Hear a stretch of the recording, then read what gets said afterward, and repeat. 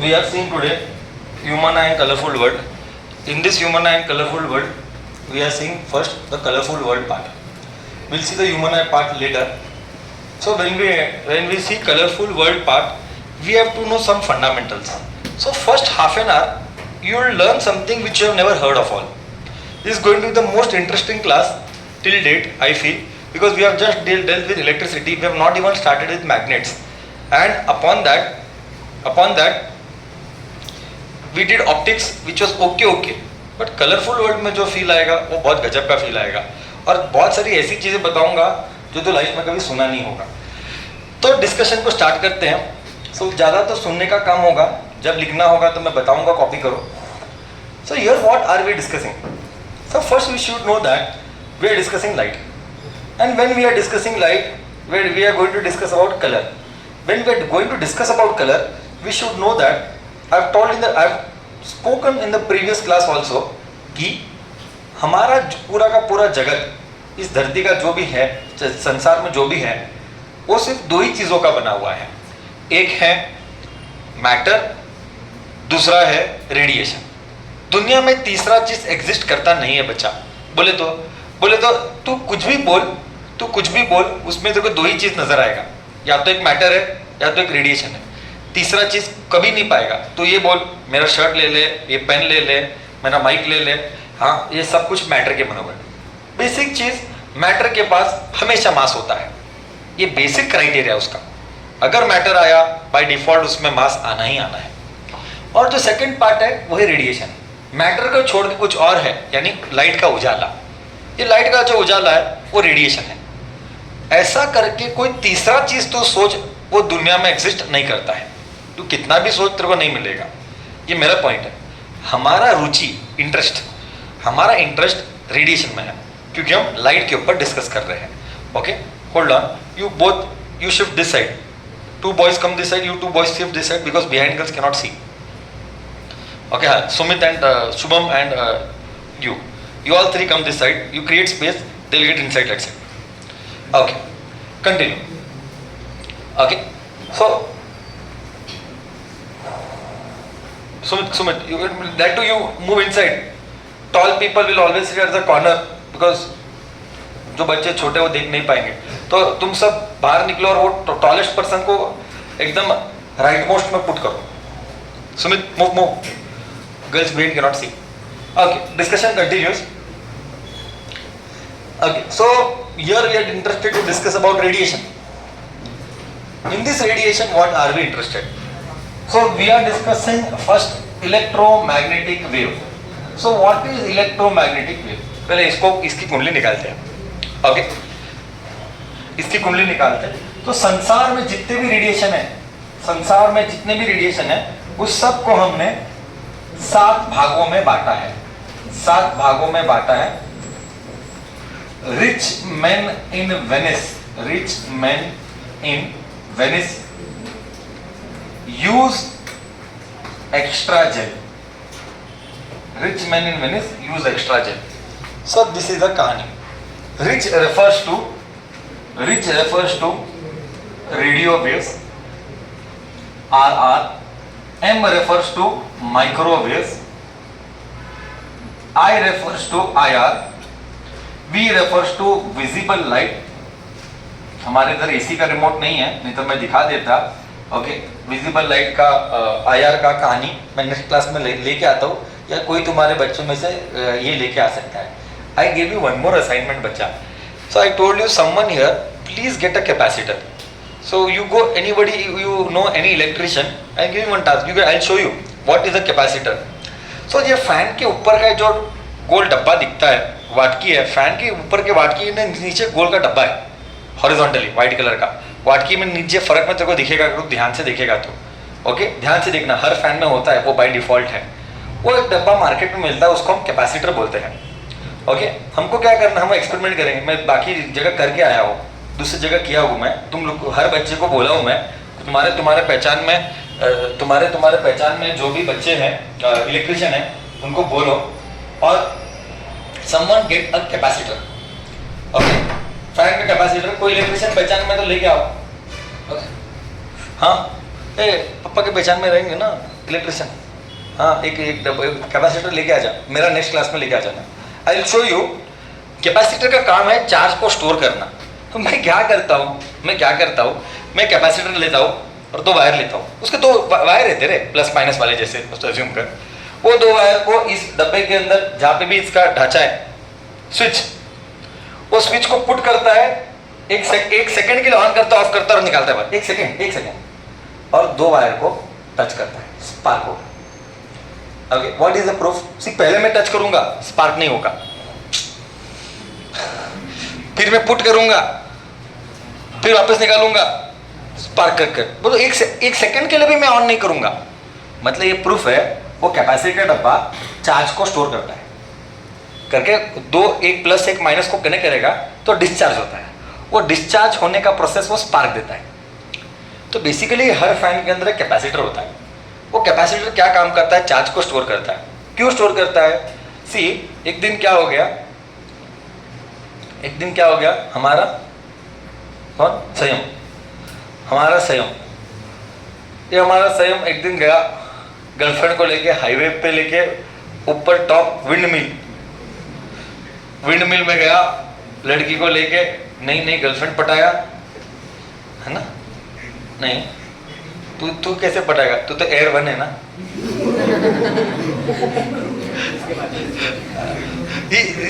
Those who are in school they'll understand. You ask later, those are in school, they'll explain you. Okay. तो ये girlfriend पटाया तो girlfriend ने request किया 1 selfie please. अब आजकल के ज़माने में क्या आजकल के ज़माने में मेरे को मालूम नहीं, तुम टेक्नोलॉजी वाले ओम तुम टेक्नोलॉजी वाले हो कि आजकल के ज़माने में फ्रंट कैमरा को भी फ्लैश आते हैं? नहीं, फ्रंट कैमरा को फ्लैश नहीं आता है, ऐसा कुछ अभी तक वो लेवल। हाँ, weird answers, diverse answers I am getting. हाँ, मोबाइल का दुकान है इसका, सेम का ही मोबाइल का दुकान है, करेक्ट है। मेरे सारे मोबाइल उसकी दुकान से ही परचेज होते हैं। इसका भाई और मैं एकदम बहुत अच्छे फ्रेंड्स हैं, सेम बैचमेट्स हैं। ओके, आता है सेम, आता है, इसलिए सेम को लिया एग्जांपल में। हाँ, आता है। तो अभी देख मैं क्या बोलता हूँ, तुझे नल में पानी चाहिए, हाँ तो आएगा सर, इसमें क्या बड़ी बात है। पॉइंट वो नहीं है, मुझे 1 मिनट में 100 लीटर चाहिए। क्या सर, क्या बात करते हैं? नल में पानी आएगा, बट 1 मिनट में 100 लीटर नहीं आएगा। बट मेरा रिक्वायरमेंट 100 लीटर का है ना 1 मिनट में। तो तू क्या करेगा? क्या नहीं सर, एक साथ 100 नल चालू करो 1 मिनट के लिए, 1 लीटर लो। सेम बैटरी का प्रॉब्लम है। फ्लैश को चालू करने के लिए, ध्यान से सुनना, फ्लैश को चालू करने के लिए बहुत भयानक ताकत चाहिए। हम बैटरी को पूछते हैं हे एनर्जी कोड, बट बैटरी बोलता है मैं एनर्जी दूंगा, बट इतना शॉर्ट स्पैन में इतना सारा एक साथ एनर्जी नहीं दे सकता। तुझे कितना चाहिए फ्लैश चालू करने के लिए? 100 जूल्स, एग्जांपल ले रहा हूँ, 100 जूल चाहिए। बैटरी बोलता है मैं 100 जूल दूंगा, बट 1 सेकंड में नहीं दे पाऊंगा, आराम से दूंगा। बट फ्लैश बोलता है मेरे को चलता नहीं है, मेरे को 1 सेकंड के लिए चाहिए। तो बैटरी की 100 जूल देने की क्षमता है, बट वो एक सेकंड में नहीं दे पाएगा, 1 मिनट में दे पाएगा। तो प्रॉब्लम है ना बच्चा। इस प्रॉब्लम को ओवरकम करने के लिए हमने कैपेसिटर डाला। मतलब मोबाइल के हर डिवाइस में कैपेसिटर है, चार्जर के हर डिवाइस में कैपेसिटर है। चार्जर में कैपेसिटर क्यों है हम 11th-12th में डिस्कस करेंगे, अभी नहीं जाएंगे। बट एक बात बता रहा हूं, तो फैन को क्या है, फैन रेस्ट में है। अब तू बटन चालू किया तो फैन को तू क्या बोलता है, ए चालू हो जा। बट इलेक्ट्रिसिटी की ताकत पर फैन को चालू करने की औकात नहीं है। इलेक्ट्रिसिटी की ताकत के ऊपर फैन चालू नहीं हो सकता भाई। क्यों? High inertia. What is inertia? Rest में है, रेस्ट में ही रहूंगा, मोशन में नहीं आऊंगा। तो आऊंगा तो ताकत दे। इलेक्ट्रिसिटी की हैसियत नहीं है कि इलेक्ट्रिसिटी लेके फैन घूमने चालू करे। तो हमको क्या करना पड़ा, कुछ एक डिवाइस डालना पड़ा जो चार्ज को स्टोर करेगा, और सडनली वो एक मोमेंट के लिए वो करंट, वो हाई एनर्जी देगा ताकि फैन घूमने लगे। देख मैं एक स्टोरी सुनाता हूँ, ये रियल लाइफ, ये हंसी मजाक की नहीं है। जब मैं छोटा था तो हम ट्रेन में जब ट्रैवल करते थे तो ट्रेन के बटन जब चालू करते थे, पंखे के ट्रेन के बटन जब चालू करते तो ट्रेन का फैन चालू नहीं होता था। तो मैं थोड़ा ओल्ड बुजुर्ग लोगों को देखता था, वो हमेशा कंघी कैरी करते थे। तो वो कंघी को लेके फैन के अंदर कंघी से ऐसा टंग करके या पेन को लेके टंग करके मारते थे। अब फैन के ऊपर नहीं, वो पंखे को विंग्स को मारते थे। बटन चालू करने पर वो विंग को मारते थे। जैसे वो विंग घूमने लगा फिर फैन चालू होता है। तभी मैं लॉजिक नहीं समझ पाया, ऐसा कैसा। जब हम स्कूलिंग का सिस्टम पढ़ाई किए तब मुझे रियलाइज हुआ फैन के अंदर का वो केस में कैपेसिटर खराब हुआ था। तो तेरा वो कंघी या pen is acting like a capacitor to start that fan. मतलब अगर फैन बटन चालू है और फैन घूम नहीं रहा है, तेरे धक्के मारने पर घूम रहा है, बोलो समझ जाना फैन के अंदर का कैपेसिटर खराब हुआ है। You understanding or not what I am trying to tell? बस यही है। तो what you are supposed to do, you have to take that is a capacitor. So capacitor job is to store the charge and supply whenever there is a need. That is why every fan needs a capacitor. अब वो capacitor में proof में दिखाता हूँ कि instant एक second भी नहीं चाहिए, चार्ज होता है, जुप मार देता है। इसलिए मैं बोला तुम कैपेसिटर लेके आओ। व्हाइट कलर का डब्बा, हाँ ओके, कुछ नहीं, 2 वायर है, पुट करेंगे, निकालेंगे, टच करेंगे, स्पार्क होगा। मैं 4-5 ठिकाना कर चुका हूँ। तो तुम्हारे को भी एक एक्सपेरिमेंट दिखा देता हूँ और फील अच्छी आएगी। वो गजब साइंस फिजिक्स का फील आएगा। ये क्या है? तो आगे जाते हैं। हम डिस्कस कर रहे थे ईएम वेव। ओके, अब ईएम वेव की कहानी क्या बोलता है? मैं क्यों बोला? क्योंकि मैंने एक और कहानी दिखाना है, वो है आयर की कहानी। वो आयर की कहानी के लिए मेरे को नेक्स्ट क्लास में, नेक्स्ट जब ह्यूमन आई कलरफुल होगा तब वो नेक्स्ट क्लास में मेरे को एक और चाहिए, कोई तो एक घर का एसी का रिमोट लेके आने का। ओके, एक एसी का रिमोट 2 बच्चे को बोले तो 3 बच्चों को बोले तो 1 बच्चा लेके आ जाएगा याद से। ओके, मेरे घर पे भी है, अभी जीवन में एसी देखा हूँ। हाँ, नए घर जब शिफ्ट हुए हैं। ओके, एनीवेज, तो you get AC remote. What I will show is that when you operate a AC remote, you have a front white crystal. You can go home and do the experiment also. I will show here also. You press the button, brother. When you press the button, from that white crystal light will not come. From white crystal light will not come. You do the experiment. White crystal say when you press the button, from that white crystal light will not come. But you do what? You switch on the camera. And then in front of camera, you press the button. At the other end, you will see from the screen of the camera, light will come. You do. Pakka. I have done since 10 years now. Every batch. I'll show you here also. Means what? When you are pressing the button, see कितना science है। मेरा कल आज एक video डाला हूँ मैं group पे, तो वो वीडियो देख, निधि का है। हाँ, इतना अच्छा वीडियो है। हमने हमारे सिस्टम को क्या एजुकेशन सिस्टम रास्ते पे जा रहा है वो मैंने डाला है, तुम देखो। Don't go behind marks, go behind understanding the subject. Okay, then only you will reach success. So one of the video is that I posted in the group. I posted today morning. So you watch that video. Success पाने के लिए marks is not the criteria. You are in the fool's paradise. Okay, there are certain skill sets which are needed to become successful in life. One of them is speaking skills. One of them is you have to hold a good conversation. One of them is financial literacy. There are many things which you should know. To after 18 years also, if you still are not having any kind of a skill, any skill, then education system of 18 years was waste. If you cannot employ yourself or make yourself self-dependent, किसी खुद के ऊपर ही dependent, किसी और के ऊपर dependent नहीं, then education system fail हुआ तुम्हारे जीवन में। Anyways, we'll not get into all that. We are here to discuss. So point was what? We are about to discuss EM base. I wanted to discuss IR. यहाँ पे IR क्या बोलता है कि ये लाइट दिखता नहीं है, बट मोबाइल के अंदर सारे रेस पकड़ने की क्षमता है। क्योंकि फोन बजता है तो रेडियो वेव आता है। Phone Bazna is radio wave. Radio बोल तो रेडियो नहीं, रॉन्ग अंडरस्टैंडिंग। रेडियो वेव पट्टा है। उदाहरण के लिए हमारा आज के तारीख पर जितना भी कम्युनिकेशन सिस्टम होता है, जितना भी कम्युनिकेशन है, सब कुछ रेडियो वेव के ऊपर है। हर एक चैनल को एक फ्रीक्वेंसी अलॉटेड है। वो क्या होता है एग्जैक्टली? हमने एक आदमी ने रिकॉर्डिंग मारा, एक example live match Sony LIV पे चल रहा था, इंडिया श्रीलंका का मैच एग्जाम्पल, तो सोनी लिव को लाइसेंस मिला ब्रॉडकास्टिंग का, है ना। एग्जाम्पल ओलंपिक्स का राइट्स जियो को मिला, तो जियो वाला ब्रॉडकास्ट करता है, एग्जाम्पल दे रहा हूँ मैं।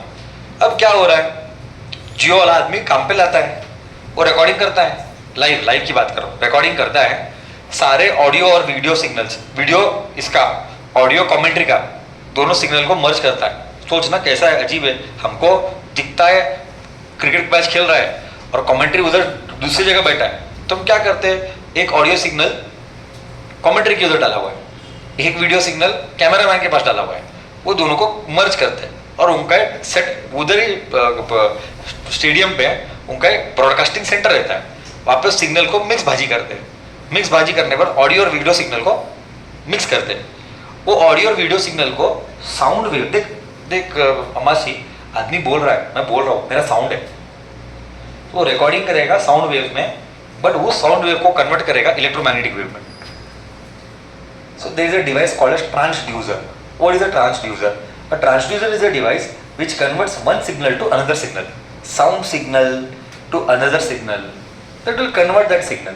Once it converts that signal, that goes and then it is amplified also. तो मैं एम्पलीफाई बोलता हूँ उसको, क्वालिटी बढ़ाना या आवाज़ बढ़ाना, कुछ भी बोल, तो उसमें एम्पलीफाई किया सिग्नल को। सो साउंड सिग्नल्स और वीडियो सिग्नल्स मिक्स करके हम उसको ब्रॉडकास्ट करते हैं। तो जहाँ पे भी उसका डिश रहेगा, हर एक स्टेडियम के उधर डिश रहता है उनका, और सैटेलाइट को भेजता है, सैटेलाइट को भेजता है, सैटेलाइट सिग्नल को रिसीव करता है, सिग्नल को रिसीव करके ओके, अगर हमारा ये ओलंपिक्स चल रहा है तो ये हमारा अर्थ है, तो अर्थ में हम क्या करते हैं, 3 सैटेलाइट डाले हैं, एक सैटेलाइट इधर, एक सैटेलाइट इधर, एक सैटेलाइट इधर। ये सैटेलाइट इतने भाग ऑफ अर्थ को करेगा, ये इतने भाग को कवर करेगा, इतने भाग को कवर करेगा। So practically imagine earth is like this. So how can you expect America is this side, India is this side? Example America में, एग्जाम्पल किधर चल रहा है हमारा ओलंपिक्स, पेरिस में, यूरोप में। ओके, तो यूरोप इस तरफ होगा, मान ले कि यूरोप का रिकॉर्डिंग इधर हुआ, तो सिग्नल पर इंडिया इस तरफ है, तो सिग्नल को कैसे मालूम पड़ने का, ऐसा जा अभी टर्न ले, अभी इंडिया है और टर्न ले, how signal come to me? Correct ना? सिग्नल को भगवान थोड़ी जो है, अब टर्न मार, अभी और लेफ्ट ले, अभी 90 डिग्री जा, अभी 20 डिग्री जा, बेलगाम आता है, ऐसे कैसे होगा भाई? नहीं होता है ना। It is not possible to cover one earth full by one satellite. So what we do, we have done the calculation, through that calculation we have come to know that यहाँ पीछे साइड पे Europe है, वो signal जाएगा, वो ये signal से इसको देगा, फिर वो सिग्नल से इंडिया को। So like this way to cover the full globe we need 3 satellites at a distance of करीब 36,000 kilometers. 36,000 kilometers. This type of satellite are called geostationary satellite. Why it is called as geostationary satellite? Because even the satellites are revolving. As what is Earth? Earth is rotating. Earth is rotating also, revolving also. But as Earth is rotating, satellite is also rotating. Satellite is not rotating, satellite is revolving. Means Earth का rotation is satellite का revolution.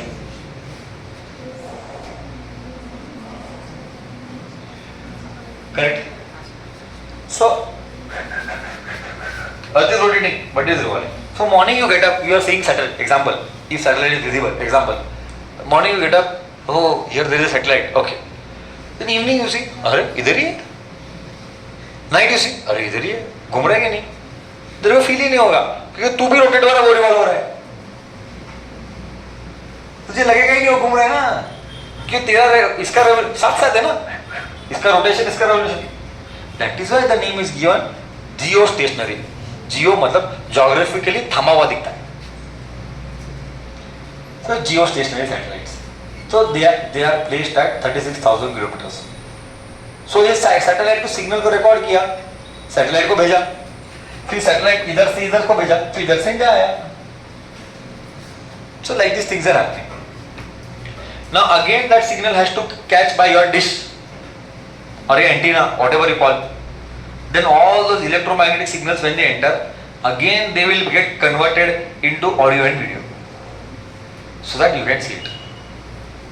But you imagine Upadhyay, in all this process, recording, sending, hitting from this to this, coming back, entering TV. But you are telling the match is live.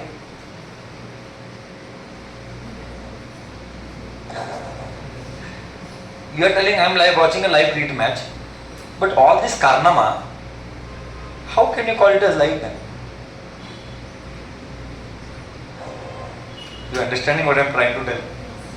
Because all waves are radio waves, and all these radio waves travel with the speed of light. 3 into 10 raised to 8 meter per second, what you studied, speed of light, or we can call it as C is equal to 3 lakh kilometer per second. Oh yes, because satellite is at 36,000 kilometer. Going, चल चिल्लर का झगड़ा मत कर, 50,000 पर 50,000 going, 50,000 coming, 1 lakh. Babu, it travels with 3 lakh. That is what it is like.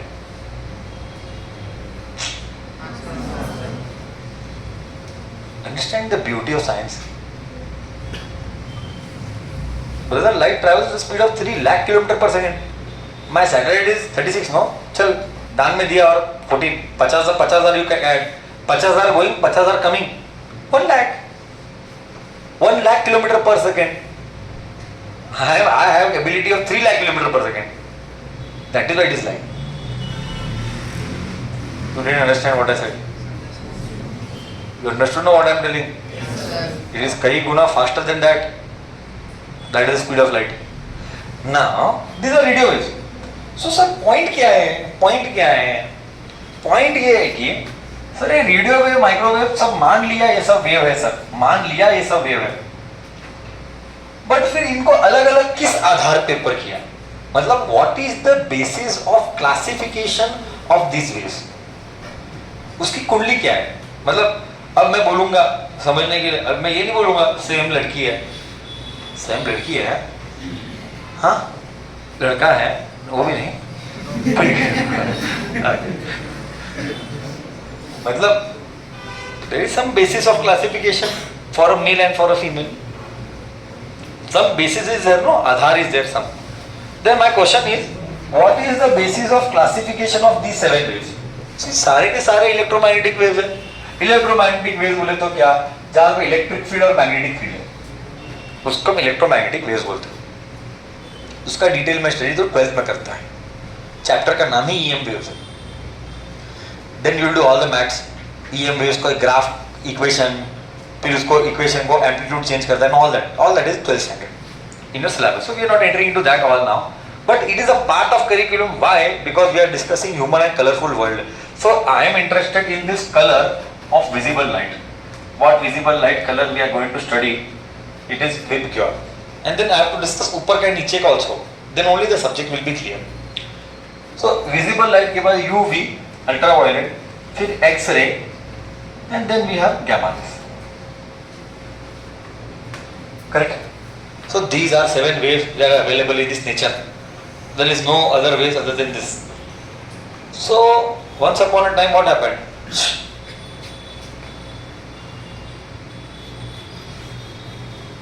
Our Atharva Hiramat, Atharva Hiramat, he has his own style. I appreciate it. So okay. एक दिन क्या हुआ, Atharva Hiremath in his own, he was going on bike on his own style, and by mistake he happened to see one beautiful girl, and गलती से mistake हो गया, ध्यान भटका, दुर्घटना घटा, गिर गया, स्लिप हो गया.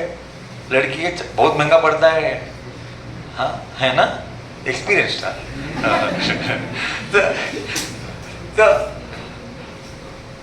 अब डॉक्टर के पास गया, पेट टूटा, डॉक्टर बोला एक्सरे मारबेक. तो मैं एक बार जीवन में मेरा पेट टूटा था, मेरा स्टोरी है.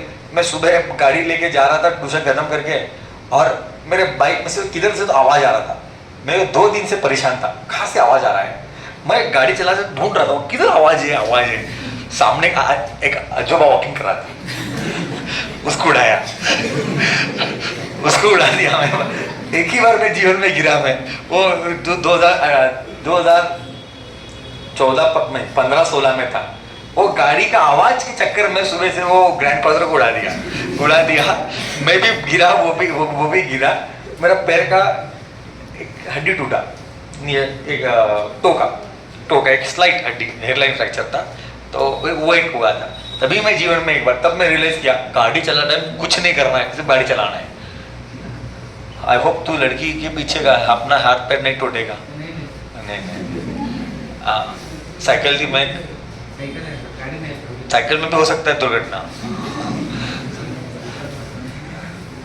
तो उस टाइम डॉक्टर बोला, तब मैं पहली बार एक्सरे कराने गया, तो डॉक्टर बोला वो अलग अलग पोजीशन, ऐसा रख वैसा रख, पहले एक्सरे काट रहा है। तो वो बोला हो गया, हाँ हो गया भाई, इतना ही है। तब एक्सरे है, यही है वो एक्सरे। ओके, तो there is a machine which will pass very high frequency वाला wave. Now what I am telling is very important. So basically I'll explain, then I'll come back to the story. ये एक मेरा wave है, ये सब wave है।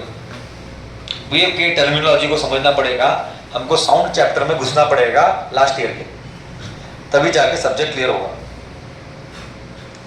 तो यहाँ पे मैं क्या कर रहा हूँ, मेरा एक वेव है, तो ये मेरा वेव लेंथ है लैम्बडा। अबे वेव का लेंथ वेवलेंथ पे है, वेव का लेंथ वेवलेंथ लैम्बडा।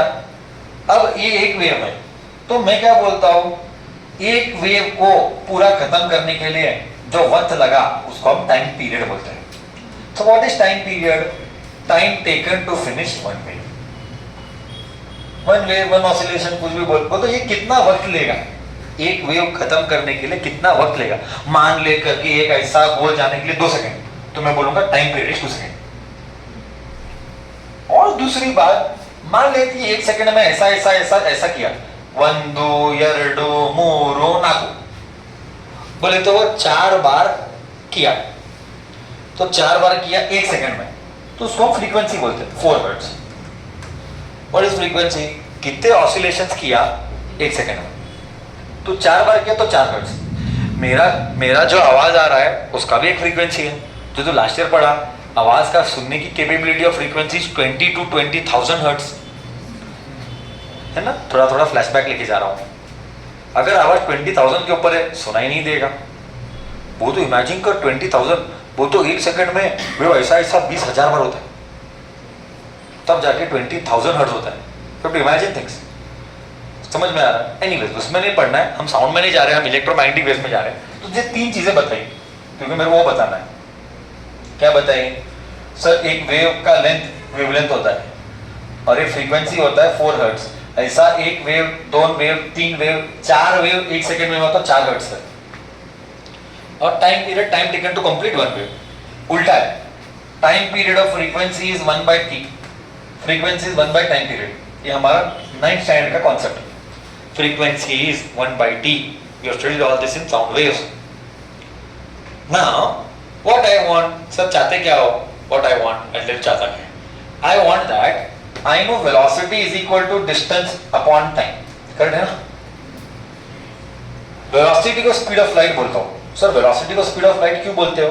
अबे because all the waves are travelling with the speed of light, तो वेलोसिटी को स्पीड ऑफ लाइट ही बोलूंगा ना भाई। सब के सब स्पीड ऑफ लाइट से ही ट्रैवल करते हैं, रेडियो वेव्स लेगा क्या हमारे?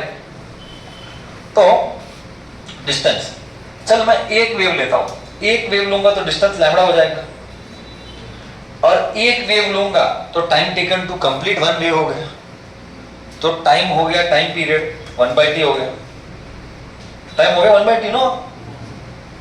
तो 1/t यानी अभी बोला फ्रीक्वेंसी की, तो c is equal to f lambda. बोले तो मुझे डेरिवेशन आ गया, c is equal to f lambda. Most important formula, what? Velocity is always frequency into time period, sorry frequency into wavelength। बोले तो क्या, अगर किसी का वेवलेंथ ज्यादा है उसका फ्रीक्वेंसी पक्का पक्का कम है। मैं I can give you one feel how एक वेव है, इसका एम्पलीट्यूड इतना फिक्स्ड है, एक और वेव है उसका एम्पलीट्यूड इतना फिक्स्ड है। ओके, ये वेव है, ये एम्पलीट्यूड है। ओके, सेम वेव है, एम्पलीट्यूड फिक्स्ड है, बट ये इधर तक, ये इधर तक, ये वेवलेंथ एक, ये वेवलेंथ दो, ये वेव का लेंथ है कि नहीं? बट कितने फ्रीक्वेंसी कर पाया? दो। ये वेव का लेंथ, ये वेव लेंथ लैम्बडा, बट कितने वेव का? एक, दो, तीन, चार, पांच, छह। मतलब क्या? मॉरल ऑफ द स्टोरी क्या है? मॉरल ऑफ द स्टोरी कहना क्या चाहता है? कहना ये चाहता हूं कि जिसका भी वेवलेंथ बड़ा उसका फ्रीक्वेंसी छोटा, जिसका भी वेवलेंथ छोटा उसका फ्रीक्वेंसी बड़ा। ओहो, बोल तो सब के सब सेम स्पीड से ट्रैवल करते हैं, तो सब में फर्क क्या है? सब में फर्क खुद का फ्रीक्वेंसी और वेवलेंथ है। जिसका भी वेवलेंथ बड़ा आ रहा है उसका फ्रीक्वेंसी छोटा, या वाइस वर्सा। बोलो, इधर तक क्लियर है? हालांकि ये सब कुछ टेक्स्ट बुक कवर नहीं करेगा, टेक्स्ट बुक में ये कुछ भी नहीं है, डिस्कशन को आगे लेके जाते हैं। इसका मतलब मेरा जो भी रेडियो वेव्स था, रेडियो वेव सिर्फ बचा यही है कि ये एक रेडियो वेव है और ये गैमा वेव है। ओहो, बोले तो सर, बोले तो गैमा का फ्रीक्वेंसी को ऐसा भी लिखते हैं, new. New is symbol for frequency. So frequency जिसका बड़ा है, वेवलेंथ उसका हमेशा छोटा है, और जिसका भी वेवलेंथ बड़ा है उसका फ्रीक्वेंसी छोटा है। ये प्रूफ इधर दिखा है मैंने। ये बेसिक एकदम साइंस का फंडामेंटल्स तो पढ़ रहा है। अगर यही क्लियर है तो वो जीवन बहुत कठिन है भाई, साइंस लेके। बहुत सिंपल है, पट्टा बड़ा फ्रीक्वेंसी छोटा, पट्टा छोटा फ्रीक्वेंसी बड़ा। सिंपल है, ज्यादा का लॉजिक नहीं है। अब रेडियो एक और इक्वेशन है, हमारे सिलेबस में नहीं है, जो कि 11th में पढ़ाता है, E = H। ज्यादा लोड ले मत, तो मैं एक ही पॉइंट बताना चाहता हूं, जिसका भी फ्रीक्वेंसी ज्यादा है उसका एनर्जी ज्यादा है। ये मेरे लिए स्टार मार्क है। E = H, where H is called constant, called as Planck's constant. Planck's constant. Okay, H is constant, called as Planck's constant. तो E = H न्यू क्या बताता है? जिसका भी फ्रीक्वेंसी ज्यादा उसकी एनर्जी ज्यादा। इतना ही याद रखना हमारे को उससे कोई मतलब नहीं है। हम 11th-12th में पढ़ेंगे E = H न्यू का रियल मीनिंग। हमको इतना ही याद रखना है, एनर्जी एंड फ्रीक्वेंसी। तो इस सब में क्या साबित हुआ? इस सब में ये साबित हुआ करके, प्रूव हुआ करके, रेडियो वेव का फ्रीक्वेंसी कम है बच्चा, करेक्ट है ना? तो उसका फ्रीक्वेंसी कम है तो रेडियो वेव की ताकत कम है कि ज्यादा? You have to get involved. You cannot sit like an idle. It is difficult. If you are not going to get involved, you are not coming to see the movie. It's not a movie which is going on. You want to learn. You have to involve. You have to be aware with what things are going on. You have to think. Kantya, else I will buddy you.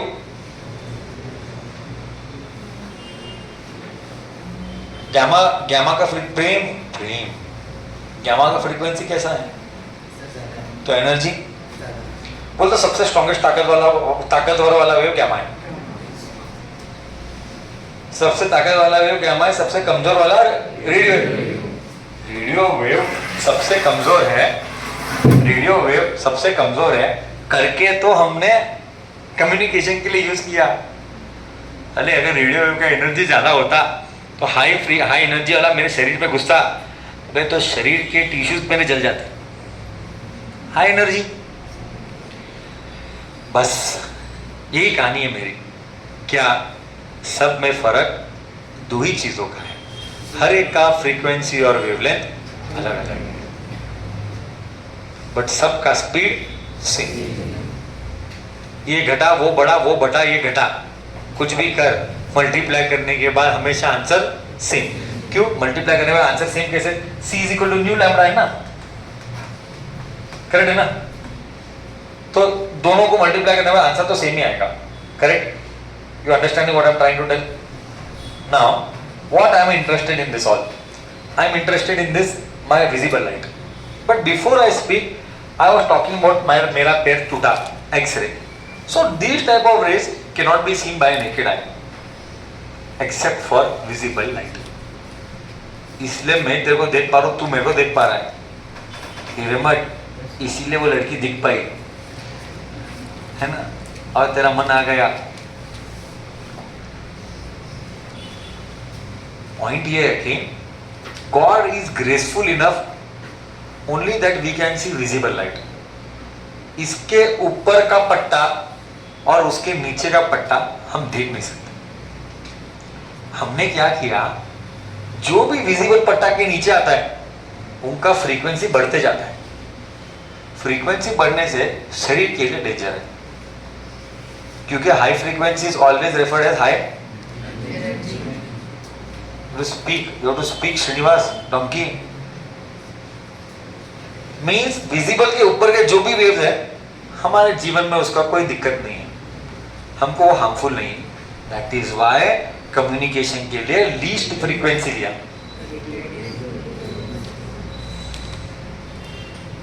नहीं समझ रहे क्या बोल रहे? Microwave वही है, वो micro oven वाला हमारा, उसके अंदर भी जनरेट करके पास करते हैं। हम इलेक्ट्रिसिटी के जरिए वेव जनरेट कर सकते हैं। एक्सरे मशीन भी तो वही करता है ना, इलेक्ट्रिसिटी से वेव जनरेट करता है। मतलब there is a machine which can generate waves. You understand? You know? Now problem is that X-ray has high frequency. तो व्हाट यू कॉल एक्सरे, तो डॉक्टर के पास जाता है, डॉक्टर बोलता है निम एक्सरे तोर्स। नॉनसेंस। वो डॉक्टर की लायक आती है कि कोई इंजीनियर नहीं है। अब एक्सरे को कैसे दिखाएगा?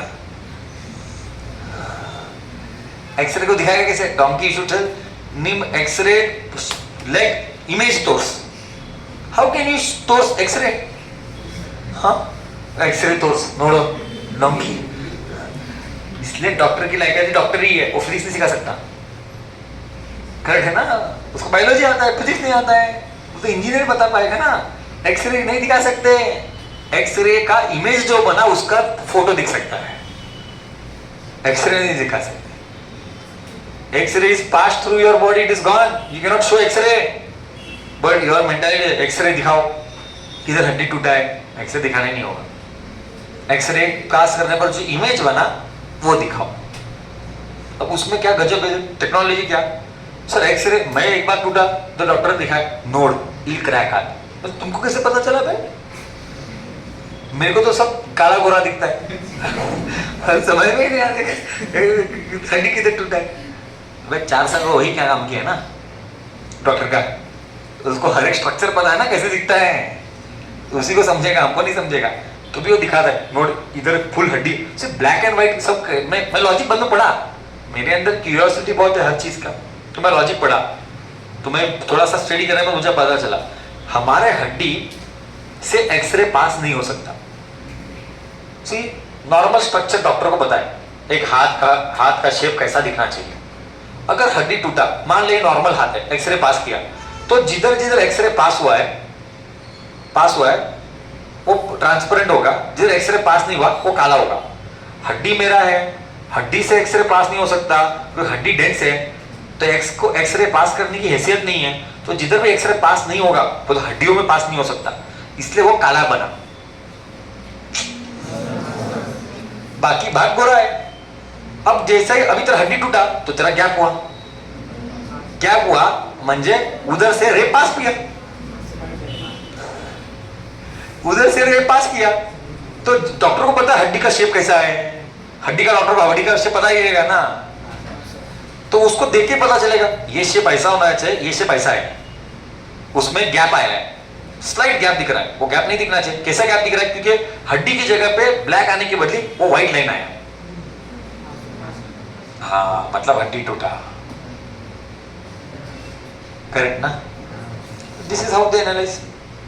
सो beauty of science, finally it is prove. Doctors are surviving because engineers are there. If you don't make the device only, what do you do? पापा को बोल मत ऐसा सब, हाँ ये माँ को बोलू नको ऐसा सब, डॉक्टर वाले बच्चे जो भी इधर. ये तो मैं मजाक करता हूँ, ओके, बट सच्ची बोलता हूँ. Okay, so that is X-ray, gamma ray. What about gamma ray? Gamma ray are those rays which are coming from a radioactive material. So what is a radioactive material then? है ना? What is a radioactive material? So gamma ray are extreme dangerous rays. See, God forbid ऐसा नहीं हो, but हमारे घर में previous case में हमारा घर का एक हिस्ट्री रहा है कि हमारे पिताजी के ब्रदर यानी मेरे चाचा बड़े, वो उनको कैंसर हुआ था और वो 15-16 साल पहले एक्सपायर कर गए. अब जब एक आदमी को कैंसर होता है तो क्या होता है? Cancer is what? Unwanted growth of a particular cell. अब तो दवाई दे ही नहीं पाएगा, उसको पता ही नहीं क्या अच्छा है क्या खराब है, तो दवाई लगता ही नहीं उसको. लास्ट ऑप्शन क्या है? कीमोथेरेपी. कीमो देते हैं. अब कीमो देना बोले तो क्या लास्ट ऑप्शन? मेरे एक पहचान की स्टूडेंट है, मैं नाम नहीं लूंगा, ये ब्रांच और वो ब्रांच में कौन सा तो एक है, उसको एक गले का या एक बॉडी का एक प्रॉब्लम था, तो उसका एक एबनॉर्मल जगह से ग्रोथ हो रहा है, तो वो कुछ तो अलग है, तो उसका बायोप्सी कराया. बायोप्सी मतलब what is biopsy? Biology term. Biopsy मतलब शरीर का एक वो जो भी अंग का एक्स्ट्रा ग्रोथ है वो अंग का एक टुकड़ा कट करके एनालाइज करने का, कट करके वो टेस्ट पे देने का. बेलगाम में नहीं होता बायोप्सी, बॉम्बे पुणे देना पड़ता है. वो बायोप्सी का रिपोर्ट आता है कि ये कैंसर वाला आदमी है कि ये जो वो हो रहा है एक्स्ट्रा, ये कैंसर है कि नहीं है. उसमें स्लाइड दिखाई दे रहा था ये कैंसर जैसा है. तो अभी उसको बोला गया है, एक छोटी बच्ची 7th 8th 9th 10th की, उसको डॉक्टर ने बोला तुमको कीमो करना पड़ेगा. अब chemotherapy is a painful process. gamma rays. So they will put you inside a device which will pass gamma. Why? Because अब उसको सेल को मारना ही पड़ेगा. दो ही ऑप्शन है, और मत करो, दो ही ऑप्शन है. दवाई तो लग नहीं रहा है, तो दो ही ऑप्शन है, या तो तुम मरो या तो कीमो गो थ्रू करो, कि सेल को मारना पड़ेगा. अब सेल को मारने में रेडिएशन जब पास होगा, अब रेडिएशन को क्या मालूम तेरे शरीर का अच्छा सेल कौन खराब सेल कौन, तो सबको मारता है, तो सबको मारेगा. अच्छा सेल को भी जलाएगा. High energy will kill. Radiation no, high frequency high energy I told, gamma ray. So radiation will kill good cell also, bad cell also. अगर उस प्रोसेस में जो भी एक्स्ट्रा भाग का ग्रोथ हो गया वो गया, बस हो गया भाई, तू पार है. बट अगर एक सेल भी बचा, मल्टीप्लिकेशन स्टार्ट, फिर स्प्रेड. तो एक सेशन देखिएगा तबीयत कैसी लग रही है और खराब है. The second session, third session, जैसा एक आदमी कीमो गो थ्रू करता है उसका पूरा शरीर काला पड़ता है. रेडिएशन उसके शरीर से बाल, इसलिए कैंसर पेशेंट के शरीर से सारे बाल झड़ जाते हैं, बिकॉज हीट इतना होता है शरीर में. Heat, intense amount of heat, it's a painful process. Intense amount of heat आदमी गो थ्रू करता है जो भी है, तो उसको सब उसका शरीर का पता है, इम्यूनिटी कम होता है. अच्छे से भी मर गया ना, इम्यूनिटी भी कम हो गया, तो लिटरली बहुत हालत खराब है. अच्छा वो 3-4 सेशन 5-6 सेशन करेगा, अगर वो सेल मरा तो तेरा नसीब, नहीं मरा इट्स कठिन. My uncle expired because of cancer. Hardly detect हुआ, क्या एक बुखार आता था, समझ में नहीं आ रहा था, इधर एक पेन हो रहा था. By the time we diagnosed stage 3, doctor said you try else, but you can see death is coming. 3 months, 4 months. In 3-4 months he passed away. I was very small, I was in 8th standard. I was in 8th standard that time. Anyways, so gamma rays, that's how it happens. One of the biggest cause of cancer, study says, is junk food and sugar. So Lays ये सब तेरे को जल्दी मरवाएगा. Diabetes और cancer का fast reason is stress, irregular food habits junk food, cold drinks, all will make you kill fast. These are fast. जिसमें भी शुगर आया, जिसमें भी तला हुआ, जिसमें भी जंक, जिसमें भी फ्लेवरिंग एजेंट, जिसमें भी टेस्ट अच्छा आया, वो शरीर के लिए खराब है. वो अभी नहीं दिखेगा. 30, 35 ईयर्स, 40 ईयर्स का होगा ना, तब निकलता है बाहर. अभी कुछ नहीं था, young blood, first class, no problem. जैसा एज होता है तब बाहर निकलता है. अभी कुछ नहीं होता. शरीर सब टैकल करता है. बट जैसा तू देगा शरीर वैसा ही निकालेगा बाहर 30-40 के बाद. So you be conscious enough what you are putting inside. It is not a gutter. You put anything, don't dump anything which is good to taste. It is not a gutter. Be conscious what you're putting in. So no pizza, no pasta, no breads, no paws, very harmful. Eat good nutritious food. रोटी सब्जी दाल चावल pulses proteins जो भी शरीर के लिए चाहिए main वो अच्छा खाओ. Try to avoid as much as you can processed foods. जितना ज़्यादा प्रोसेस्ड फूड खाएगा शरीर का हाल करने वाला है आने वाले दिनों में. उसका एहसास अब नहीं होता है. बाद में रियलाइज होने के बाद फील होना कोई मतलब का नहीं है. Specially girls because they have lots of body changes which happening with respect to their body structures compare to males. So first upon that I am observing now. मेरे पहचान में इतने सारे मिडिल एज वुमेन्स में I am observing breast cancer. मतलब it's become so common now. So it is a serious issue. So healthy food is very very important. Okay. And male में बत्ती नहीं मारना है. संयम नहीं. संयम मजाक करता हूँ. जल्दी कैंसर होता है. No alcohol, no cigarettes, nothing. I am साक्षात एग्जाम्पल. लाइफ में कभी टेस्ट नहीं किया है. It is impossible event. No alcohol, no cigarette, never ever in my lifetime, and it will never happen also. कितनी बार गोवा गया तो भी कुछ नहीं होता है. पर मन घट है मेरा. Nobody has ताकत to deviate me. My friends also cannot deviate me. I am so strong-headed. So, जो wrong है भाई, उसमें compromise नहीं होता. Anyways, so हमारा इंटरेस्ट आया है. तो रेडियोएक्टिव मटेरियल क्या है? गैमा रे. गैमा रे का रेडियोएक्टिव मटेरियल. अब रेडियोएक्टिव मटेरियल किसको कहते हैं? Any material which is radioactive will always give alpha, beta and gamma rays. But whom do you call, Amashi, whom do you call a material to be radioactive? On what basis do you classify the material is radioactive? गोतिल्ला. दिन क्या हो गया? दुनिया का सबसे इस syllabus में नहीं है. क्या करें? कटे. सिलेबस की बात तो नहीं हो रही है. प्रेम. तेरे नाम में ही प्रेम है तो तेरी बीवी कैसे प्रेम करेगी? मैं सोचता हूं प्रेम पे प्रेम करेगी. ओके. हमारा एक कार्बन ले ले. मुझे चड्डी हरस्तन नोड़. मैं ऐसा बोलने पर एक लड़का बोला सर हौसा डायलॉग. मैं बोला तुझे. मैं बोला सर हौसा डायलॉग है. बोला इन्होंने इससे भी अच्छा हौसा डायलॉग. बोला क्या? सर ऐसा मत बोलो, एक और मैं सिखाता हूँ सर आपको. मैं बोला बोल. सर कैंप चड्डी है. बोला अच्छा ठीक है ठीक. एनीवेज डिस्कशन कंटिन्यूज आगे. See, if I take a carbon, carbon के पास 6 प्रोटॉन 6 न्यूट्रॉन न्यूक्लियस के अंदर और बाहर भेरी मारने वाला भला किधर है? क्यों? कार्बन के अंदर 6 प्रोटॉन. स्कूल में बड़ी करेगा पक्का. कार्बन के पास 6 प्रोटॉन 6 न्यूट्रॉन. अब तो विचार कर, बाहर फेरी मारने वाले इलेक्ट्रॉन है. एक न्यूक्लियस के अंदर 6 प्रोटॉन और 6 न्यूट्रॉन बैठा है. तो विचार, तेरे मन में विचार क्यों नहीं आता है ओम कि न्यूक्लियस के अंदर 6 प्रोटॉन 6 न्यूट्रॉन, प्रोटॉन एक दूसरे को सुखी कैसे रख पा रहे न्यूक्लियस के अंदर? बिकॉज प्रोटॉन तो सेम चार्जेस रिपेल करेंगे.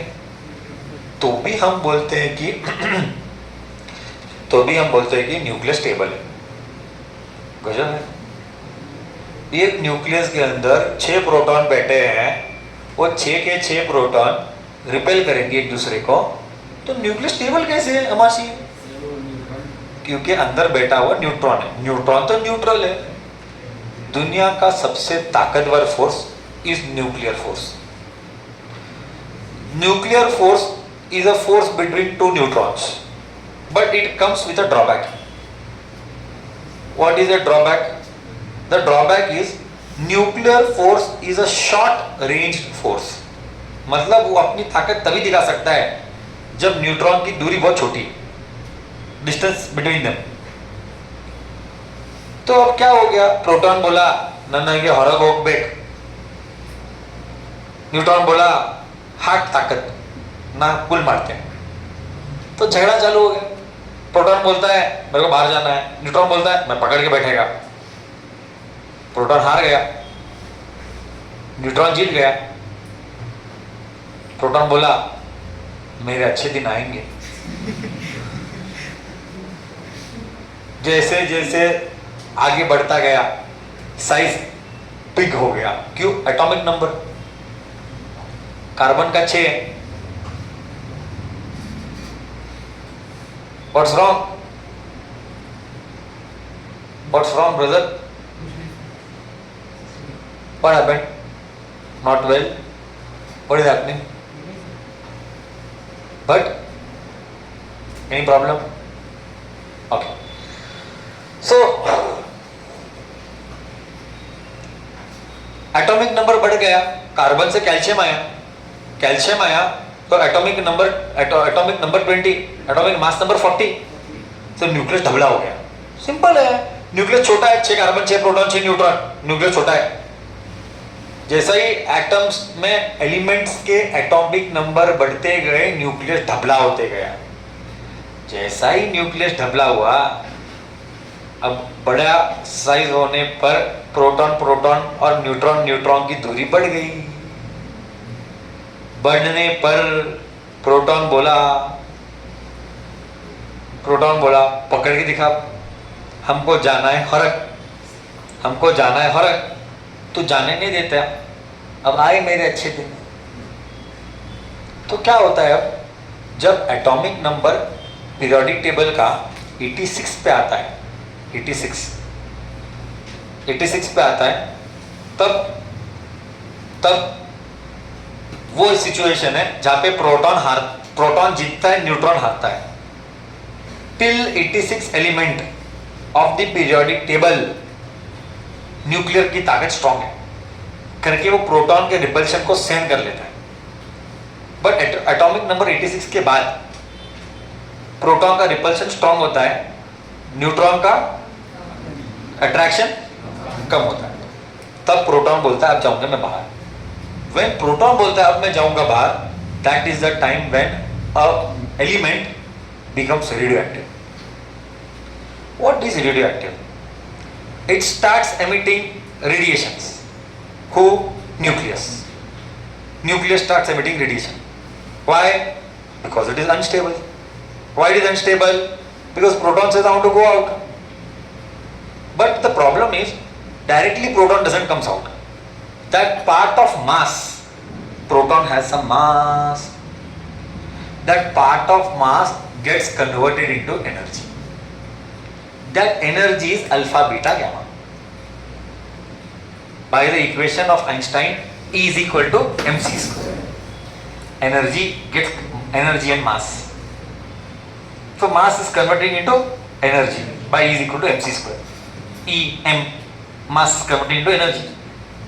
So it starts emitting radiations. Those radiations are alpha, beta, gamma. Correct? Now these gammas are very dangerous. So what happened in 1943? Second World War was going on. That time 1939 to 1945. In 1933, if you see the globe and the map, you will observe Japan is here, America is here. Correct, no? Japan, Asia, America. Japanese attacked Americans. in a place called as Pearl Harbor in 1943. So aeroplane यहाँ से आने या गधेड़े globe बनते हैं. Japan and America here, they cut and they show you on the graph paper. Practically Japan and Europe and America are neighbors. ये globe में इस तरफ दिखा है, वो अमेरिका उधर इतना प्लेन उतर जाना नहीं है. So Japanese attacked the harbor, which was the strongest part of Americans during the World War, because our Hitler said, I will attack. Then world का बंटवारा हुआ दो भाग में, एक सपोर्टिंग पार्टी, एक अपोजिंग पार्टी.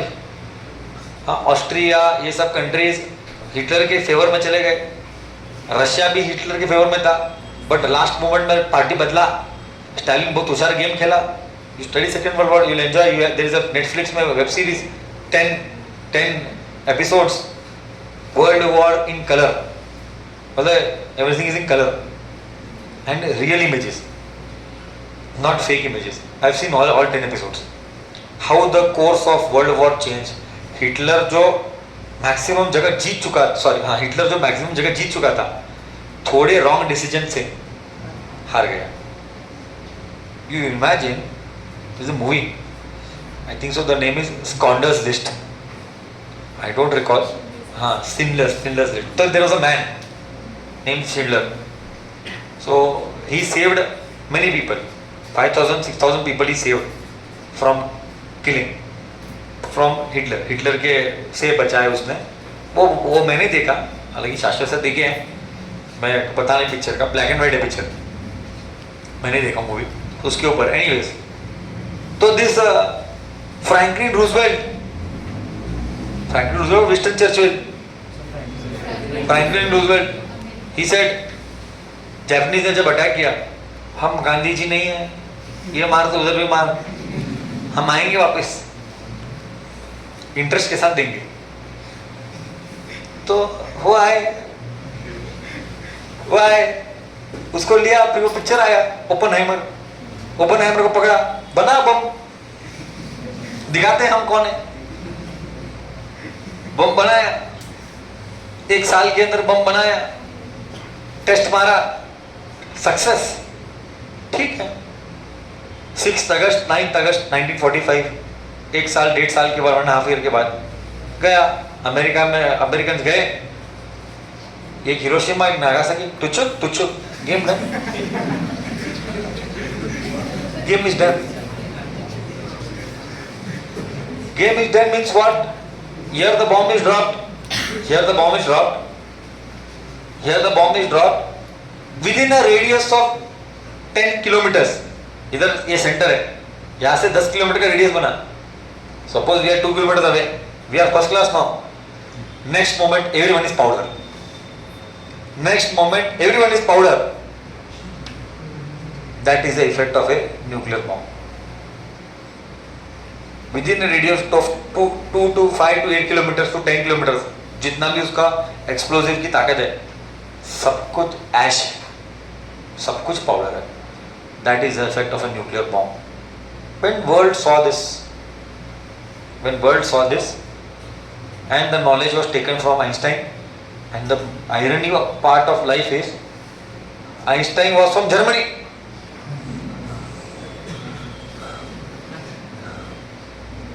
वहां से धक्का मार के वो अमेरिका में गया, और अमेरिका ने उसका नॉलेज यूज किया एटम बॉम्ब का, E = mc². कुछ नहीं, बॉम्ब को उन्होंने एनर्जी में कन्वर्ट किया. Mass is converted into energy. That energy is आग, दैट इज बॉम्ब का रेडिएशंस. सो ये सब होने के बाद जब वर्ल्ड ने देखा first and the last time in history of Mankind, first and the last time till date in history of mankind, bomb was put in 2 places, Hiroshima and Nagasaki. World never saw this kind of a disaster. Upon that उसके radiations फैलते गए, more than लाखों लोगों का death हुआ, lakhs people died. जब world ने ये देखा, we don't want war at this cost, of humanity, of this cost of humanity, then that led to the formation of UNO. That led to the formation of UNO, and जो भी UNO के अंदर आया, United nation organisation, उनका अभी treaty है, even in future any country goes for war, you are not allowed to use nuclear weapons. If you use, then we will attack your country. The UNO forces will attack the country. So you are not allowed to use nuclear weapon. You go for war also, you don't use nuclear weapons. Time elapsed. 2005 came. Then a man came into picture, Kim Jong-un. पहले बाप को मारा, भाई को टपकाया और खुद सत्ता का राजा बना और बोला मैं बम बनाएगा। कौन सा? ये जो बम टेस्ट किया गया वो फ्यूजन बम था। ये जो बोल रहा है किम जोंग, वो फ्यूजन बम है। फ्यूजन और फ्यूजन में फर्क क्या है?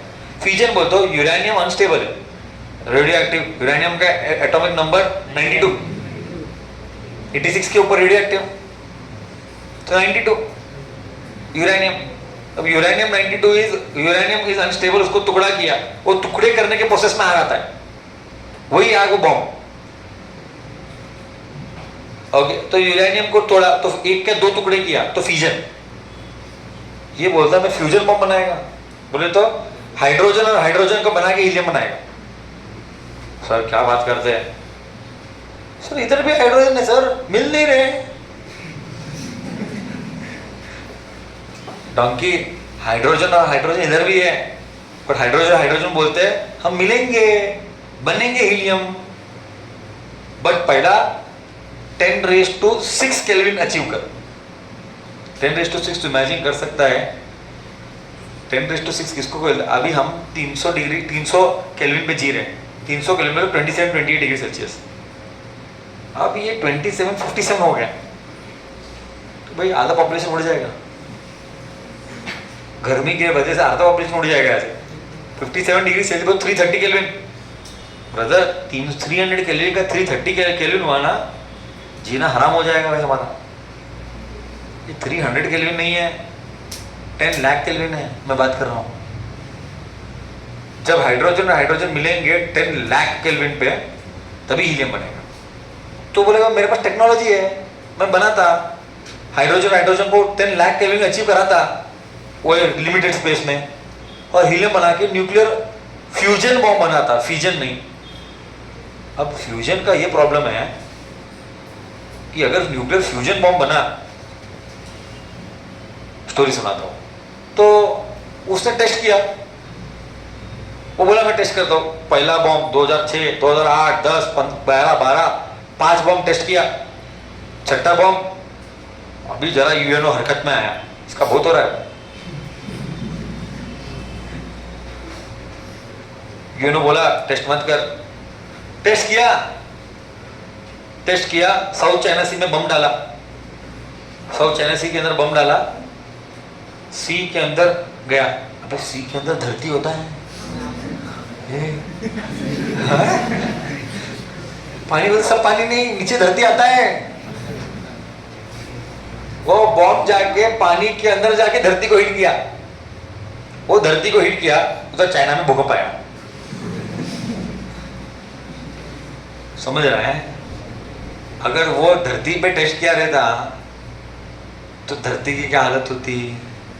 तो फ्यूजन बॉम्ब इज 1000 गुना more disasters than fusion bomb. अब उसके पास वो टेक्नोलॉजी है। अब और थोड़ा टाइम गया, 2016 तक आते आते वो बोला अब मैं एक्सप्लोसिव आनी वार्ड करके 6th bomb 7th bomb test करेगा। बाद में यूएनओ बोला तेरा इंपोर्ट एक्सपोर्ट बंद करता है, तो जिंदा कैसे रहता है मैं भी देखता है। Any country survives on import export. Today we are not graceful enough by god that our petroleum reserves are not there in India, in our earth's crust where India is located. So all Arab countries and few European countries are having crude oil का, oil refinery का oil reserves. So we take oil from them India is the biggest importer of oil. आज हमारा पूरा का पूरा India सिर्फ oil पे टिका है। जिस दिन ऑयल सप्लाई बंद हो गया इंडिया ठप पड़ेगा। वैसा ही बहुत सारे जगह पे खेती बाड़ी नहीं होती जो इंडिया में होती है, तो इंडिया खेती बाड़ी करके अनाज बाहर के देश में सप्लाई पाता है। इस तरह इंपोर्ट एक्सपोर्ट का धंधा कंट्री में चलता रहता है, तभी कंट्री सर्वाइव करता है। अगर वो कोई भी कंट्री का इंपोर्ट एक्सपोर्ट बंद किया तो वो कंट्री रास्ते पे आता है। तो ये हो गया। तो बोला यूएनओ ने इंपोर्ट एक्सपोर्ट बंद करता है, सब किया। तो फिर अमेरिका, हर जगह पे कीड़ा करने वाला अमेरिका है, अमेरिका को वही आता है। अब इजराइल में ईरान में जो चल रहा है अमेरिका को वही आता है, पैकेट में ही अमेरिका है। क्यों? ईरान अमेरिका, यूक्रेन रशिया में अमेरिका ही तो एक रोल किया, होता ही नहीं था। यूक्रेन को बोला तुम जाओ, मैं हूं, बिंदास वॉर करो, मैं डालता हूं सब सपोर्टिंग पार्टी। वॉर पे गया, आयास नहीं। फिर क्या किया? डायरेक्टली इन्वॉल्व नहीं हुआ, इनडायरेक्टली क्या हुआ? डोंट वरी, हथियार सप्लाई मारता हूं। हथियार सप्लाई मारा। क्यों? यूरोप, अमेरिका का धंधा है, कंट्री का इकोनॉमी ग्रो होना है, अमेरिका को धंधा होना। अमेरिका ने क्या किया? तुम करो, मैं देता हूं वेपन्स। वेपन्स डालते देते क्या? यही हुआ। अफगानिस्तान का स्टोरी अगर तुझे सुनना है, Taliban, I don't know you heard और नॉट तालिबान, तालिबान को जन्म देने वाला अमेरिका। अफगानिस्तान में एक राजा था, 1980s की बात है। अफगानिस्तान में राजा जब था, राजा को रिबील करने वाले थोड़े लोग थे, और तब रशिया वाला वो राजा को सपोर्ट कर रहा था। रशिया एंड अमेरिकन का राइवल्स, तो रशिया वाला वो राजा को सपोर्ट कर रहा था, और एक दूसरा पार्टी वो राजा को अपोज कर रहे थे, वहां के लोकल पीपल। तो ये अमेरिका ने क्या किया? ये लोकल पार्टी जो अपोज कर रहे थे उनको हथियार सप्लाई मारा। तो मुड़ा वो राजा को, मैं हूं, क्योंकि राजा ही सपोर्टेड बाय रशिया। तो लोकल पीपल को इनडायरेक्टली रशिया को नीचा दिखाना है, तो इन्होंने उड़ाया राजा को। अफगानिस्तान में रशिया एक टाइम के बाद छोड़ के चला गया, राजा मरा, सब हुआ। अब वो जो छोटे छोटे गुट पार्टीज जो सप्लाई, अमेरिकन ने सप्लाई किया वेपन्स, वही तालिबान बना। अब जैसा ही 1980s में 1990s में एंड में आते गया, इनके पास भर भर के हथियार अमेरिका के द्वारा सप्लाई किया गया था। अब क्या आगे? अब ये क्रिश्चियन कंट्रीज पे, ऐसा मुसलमान को लगता है कि क्रिश्चियन कंट्रीज में रहने वाले जो मुसलमान हैं उनके साथ अत्याचार होता है। तो मुसलमान कंट्रीज को क्रिश्चियन कंट्रीज के प्रति हेट्रेड होने लगा। तो वहां पे अफगानिस्तान में वो एक संगठन जो फॉर्म हुआ वो अल कायदा था। वो अल कायदा का head Laden, Osama bin Laden. अब लादेन ने प्लानिंग डाला, नालायक अमेरिकन हमारे देश को लोग, हमारे मुसलमान लोग अमेरिका को में सफर करता है और अलग अलग जगह में त्रास देता है, तुमको दिखाता हम कौन है। फ्लाइट हाईजैक किया, वर्ल्ड ट्रेड सेंटर उड़ाया। बट ये जन्म देने वाला तालिबान को ये अमेरिका, हथियार सप्लाई करके। तो फिर तभी जॉर्ज बुश, दुनिया में कौन से भी कॉर्नर में तू बैठा होगा, लादेन मैं तेरे को ढूंढ के निकालता है। सारे फोर्सेस डाला, वो तो 20-20 साल तक अफगानिस्तान में ढूंढा। फाइनली दुनिया का सबसे बड़ा चोर पाकिस्तान।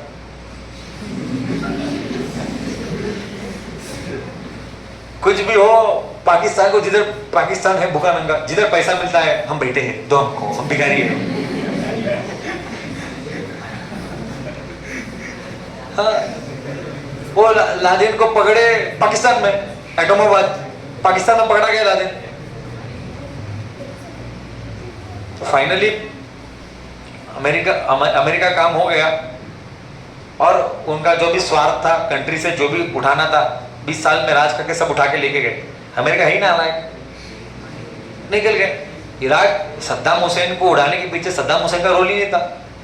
सद्दाम हुसैन इज इराक में सद्दाम हुसैन एक राजा था सालों तक, बट इराक में दुनिया भर का ऑयल।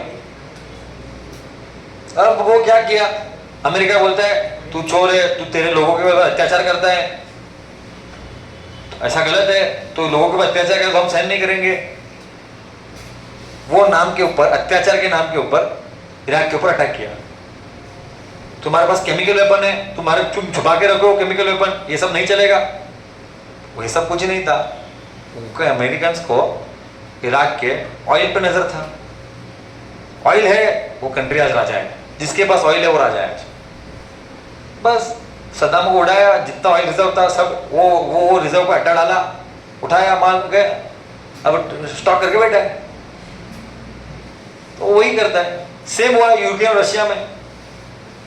अब यूक्रेन बोला मैं नेटो में जाता हूँ, नेटो फोर्सेस में जाता हूँ। क्यों? क्योंकि मेरे को डर लगता है रशिया मेरे पर कभी भी अटैक कर सकता है। अब तेरे घर के लोग, हम दोनों एक ही परिवार थे। 1987 में हमारा झगड़ा हुआ कुछ कारणवश, क्योंकि सबको जस्टिस नहीं हो रहा है इन टर्म्स ऑफ डेवलपमेंट। तो रशिया जो पहले यूएसएसआर था, यूएसएसआर के टुकड़ा होके 20 नए कंट्री पैदा हुए, 20 नए कंट्री पैदा हुए, और उसमें से सबसे बड़ा यूक्रेन रहा। अब यूक्रेन जो सालों से रशिया का परिवार, अब तू मेरे फैमिली का आदमी, तू बोलता मैं अमेरिका में जाऊंगा, तो मेरा गुस्सा नहीं आएगा? करेक्ट है। तो उसका दिमाग समझा, वो क्या बोला, तुम गलत कर रहे हो, अगर तुम नेटो का सपोर्ट लिया तो मैं तेरे को अंदर घुस के उड़ाऊंगा। और अमेरिका बोला कर तू, मैं हूं ना, को वॉर। फाइनली वॉर का कोई फ्रूटफुल आउटपुट किसी को नहीं मिला। कौन सा भी वॉर किसी को सुख नहीं देगा, सबको दुखी देगा। कितने परिवार उजड़ेंगे वो तो बात अलग ही, वो तो बाय डिफॉल्ट है। तो ये किम जोंग उन बोला मैं टेस्ट करता हूं, भाई और बहनों नाले ना टेस्ट मारता ही देन ಏನು ಯಾರೋ ಏನು ಮಾಡ್ತಾರೆ ಮಾಡಲಿ, ठीक है। रशिया हमारा अमेरिका बोला ठीक है तो अटैक करे। नेक्स्ट डे साउथ चाइना सी में 50,000 सैनिक रुकाता है, तो टेस्ट कर घर में घुस के मारता है।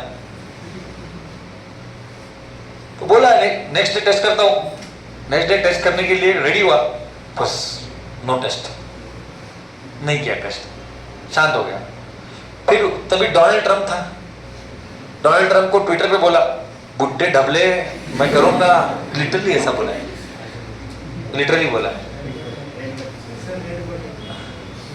तो वो डोनाल्ड ट्रंप भी गिड्डे क्या करता है कर ले, ये सब ट्विटर हुआ है सबको। 6 months तक चला ये हॉट, सबको लगा थर्ड वर्ल्ड वॉर होगा, 2017-18 में सबको लगा थर्ड वर्ल्ड वॉर होगा। हालांकि सब शांत हो गया, कुछ नहीं हो गया।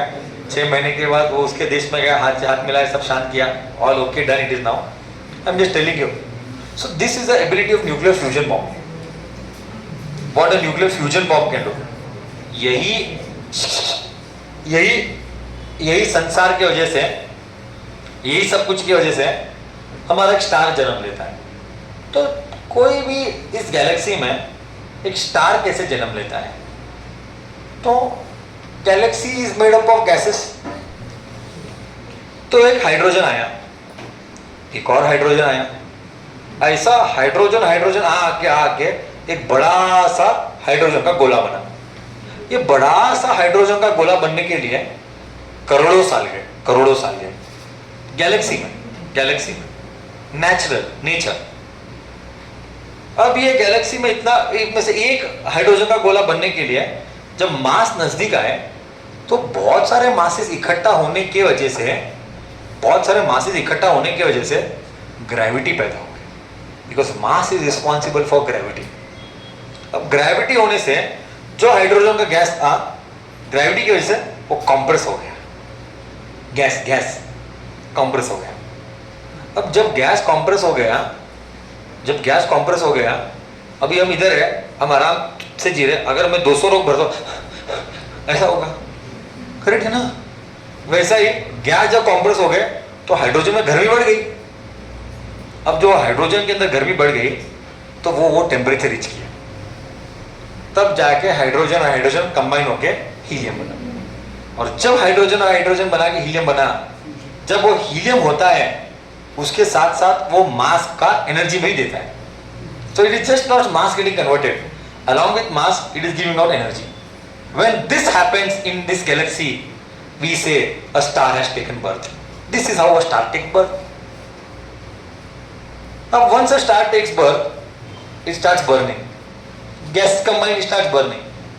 तो imagine कर कोठारी लाइटर है, एक लाइटर को ऑन करेगा, उसका फ्लेम आएगा. वो फ्लेम 1 किलोमीटर तक वो फ्लेम दिखाई देता है. तो हमारा जो सन है वो करोड़ों किलोमीटर दूर है मल्टीप्लाइड में. तो वहां पे हाइड्रोजन और हाइड्रोजन मिलके हीलियम बन रहा है. एक फ्लेम जो यहाँ का 1 किलोमीटर दूर दिखाई नहीं देता है का उजाला, फ्लेम का उजाला.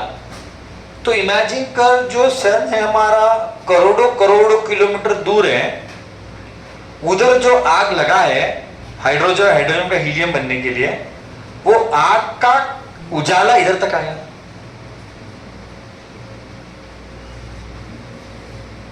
करोड़ों किलोमीटर दूर की आग का उजाला हमारे लिए सनलाइट है. तो इमेजिन कर क्या लेवल का आग लगा होगा कि उसकी रोशनी, आग की रोशनी इधर तक आ रही है जो करोड़ों किलोमीटर दूर है.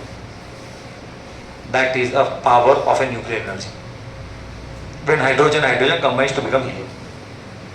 So uranium bomb is nothing in front of hydrogen bomb. And this infinite mass. हमने इतना सा 1 kg का मास डाला, साउथ चाइना सी का भूकंप आया, वहां पे सन का मास 6 कितना है 10⁻30 किलो.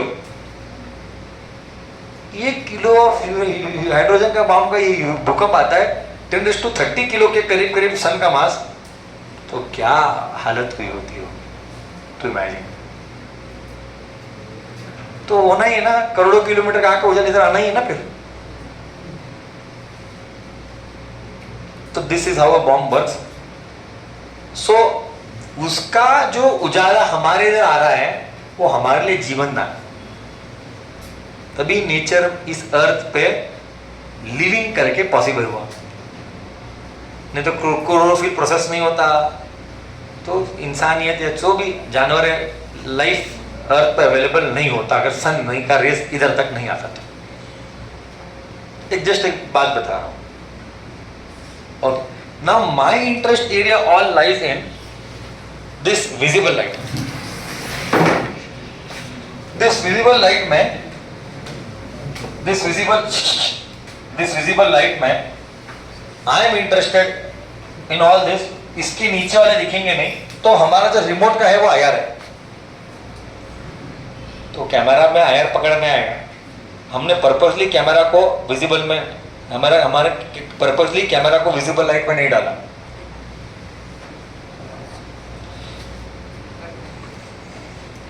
पर्पसली हमने नहीं डाला. क्यों नहीं डाला? पागल है क्या? विजिबल में डालता तो बटन दबाता बार कलर आता, टीवी का चैनल चेंज कर रहा हो तो. अबे इसलिए तो हमने लाइट को आईआर में रखा, क्या कि चैनल चेंज करे तो क्रिस्टल से लाइट नहीं आना चाहिए, तो डिस्टर्ब होगा ना. हाँ, तो हमने उसको आईआर में रखा. बट वो आईआर में तो अभी कैमरा पकड़ सकता है. घर जाके एक्सपेरिमेंट करना, टीवी का रिमोट, एसी का रिमोट कैमरा सामने रखना, मम्मी को बोला इल्कुंड मैजिक तोड़ते हैं. करेक्ट ना? नोड नन ಏನ ಬೆಸ್ಟ್ ತರ್ತಾ ಇದೆ. कितना सच में आएगा. Okay, then you can see pink light coming, pink purple light coming from the cameras के screen के opposite से. Okay, now visible light में क्या है? See, this is highest wavelength. तो light का visible light का पट्टा है from 720 नैनोमीटर to करीब 370 नैनोमीटर. नैनोमीटर nm, नैनो बोले तो 10⁻⁹ बेसिक हाँ. No compromise can be done with basic एनो बोला तो ब्रेन हीट करना चाहिए। अब इसमें आता है हमारा रेनबो रेड, VIBGYOR, करेक्ट ना? मतलब डिक्रीजिंग ऑर्डर में वेवलेंथ है, ये सिलेबस है सब, डिक्रीजिंग ऑर्डर में वेवलेंथ है। सो रेड का सबसे हाईएस्ट, वायलेट का सबसे लोएस्ट। अब एक इसका ड्रॉबैक है और हम क्लास को खत्म कर रहे हैं। ड्रॉबैक ये है कि हमारा जो ये जो पहले पॉज पहले क्या गधेड़े, हमारा जो सन का लाइट आता है वो येलो लाइट नहीं व्हाइट लाइट। मत बोलना sun yellow light, nonsense shit मत बोलना। येलो लाइट में तो पूरा संसार येलो दिखना चाहिए। फिर सब कलर कैसे दिखते हैं? तो येलो लाइट नहीं है, व्हाइट लाइट है। सन का light is white light, not yellow light. When that white light enters the Earth atmosphere is made up of gases. Earth atmosphere is made up of gases. When it enters into the Earth atmosphere, these gases will break that white light into 7 colors.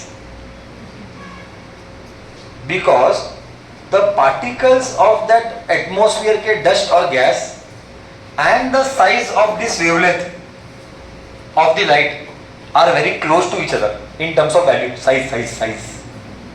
Wavelength का size और वो dust particle या atmosphere की gases का size are close enough, that is why it breaks the white light into 7 colours. This process of breaking the white light into 7 colours is called dispersion. Along with breaking, it will split into 7 more colors. Sorry, it will scatter. So 2 jobs it does. First it will disperse plus it will scatter. Scatter मतलब spread होना.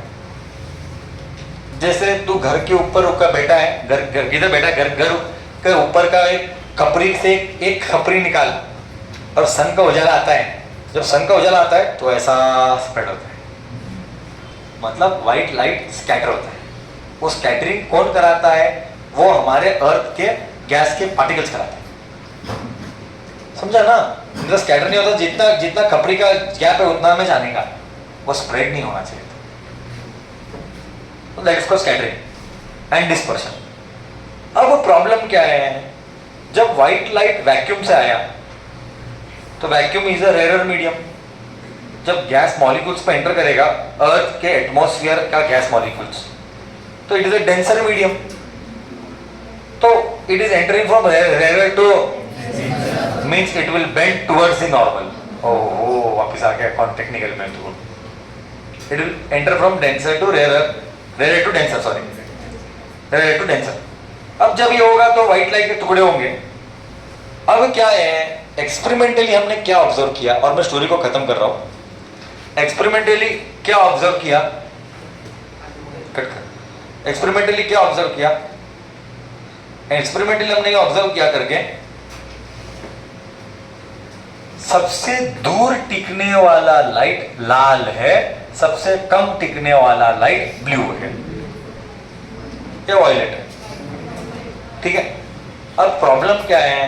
Problem ये है कि जब जब हम नजदीक हैं तो ब्लू लाइट टिकेगा, जब जब हमको दूर जाना है तो रेड टिकेगा. इसीलिए जब ट्रैफिक सिग्नल में रेड लाइट है,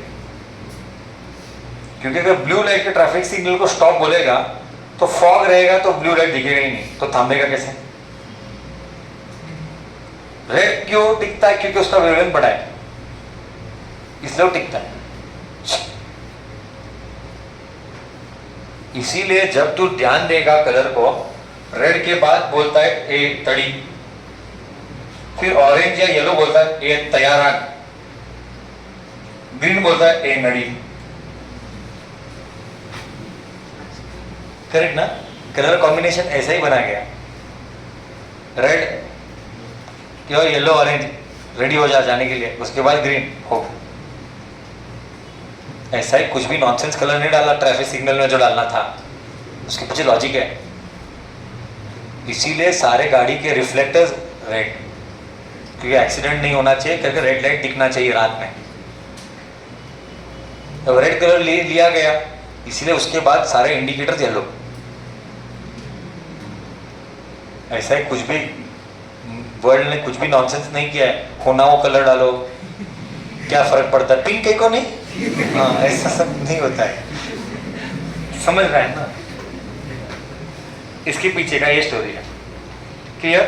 काफी हद तक हमने देखा, बस अब जो कॉन्सेप्ट तो सब गया है, अब सिर्फ बताना है इसलिए ऐसा होता है, इसलिए इधर ये होता है, इधर ही होता है, वो कहानी हम मुंदिन क्लास में डिस्कस करेंगे। आज के लिए काफी।